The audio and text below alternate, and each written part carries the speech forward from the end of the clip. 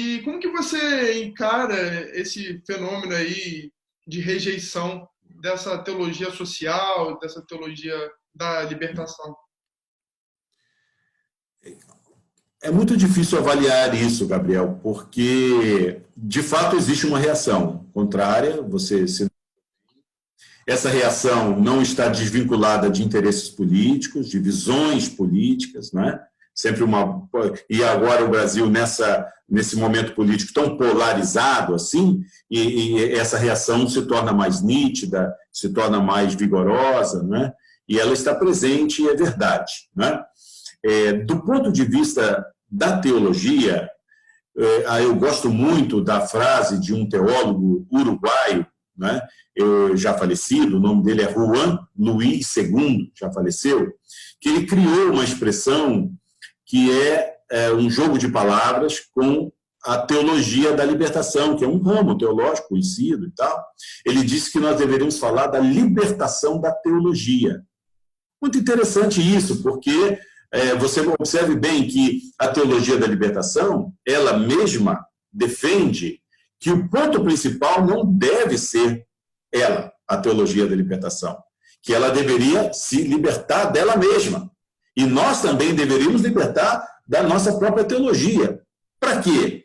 Para poder focar no ponto central, que é o Evangelho, entendido como o motor humanizador, né, da vida, que em Mateus 25 diz: eu estava nu e me cobriste, estava com fome e me deste de comer, estava com sede e me deste de beber, né? O estrangeiro que recebe o apoio, né? O órfão, a viúva, toda a dinâmica social está ali muito bem ensinada por Jesus nos evangelhos, né?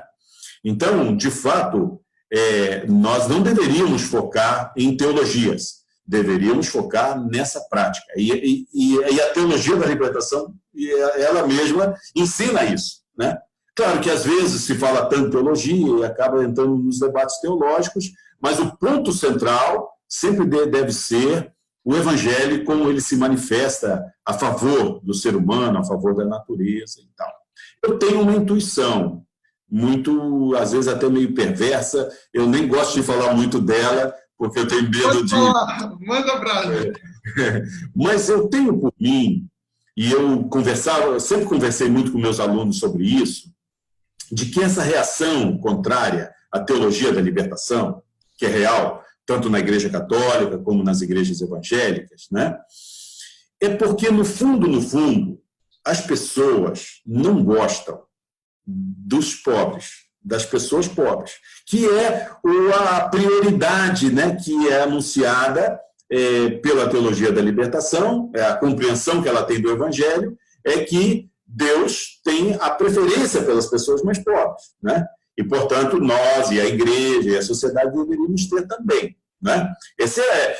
Quando a gente dá o curso sobre teologia da libertação, esse é a aula número 1, é o ponto número 1. Ela se caracteriza pela opção preferencial pelas pessoas pobres, famílias pobres, sofredoras das mais diversas danos sociais, né?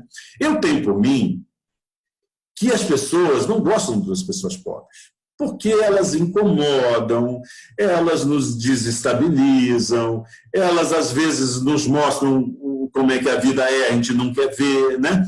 Se é uma pessoa pobre, muito pobre, às vezes morador de rua, até o cheiro é um cheiro ruim que nos causa assim, uma certa reação, né? Tem os preconceitos contra as pessoas pobres. Então, a gente não acha que pobre é bom.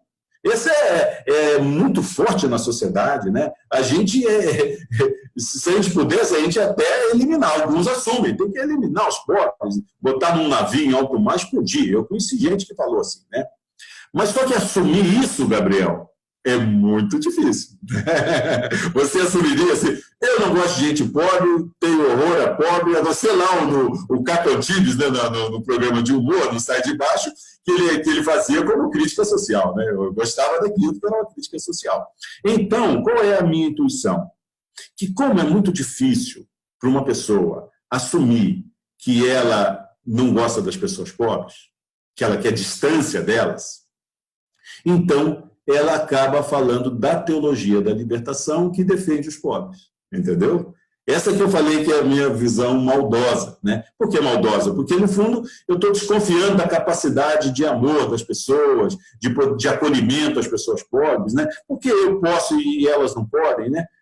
Talvez essas coisas acontecem, né? Então, eu tenho essa intuição. Um dia eu gostaria de comprovar isso, até para comprovar o contrário, para dizer que não é assim.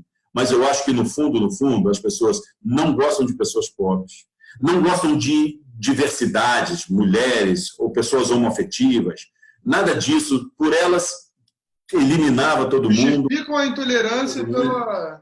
Exatamente. Mas aí, como é muito difícil falar isso, assumir isso, né? Você fala assim, a teologia da libertação não tem espiritualidade. A teologia da libertação nem é teologia.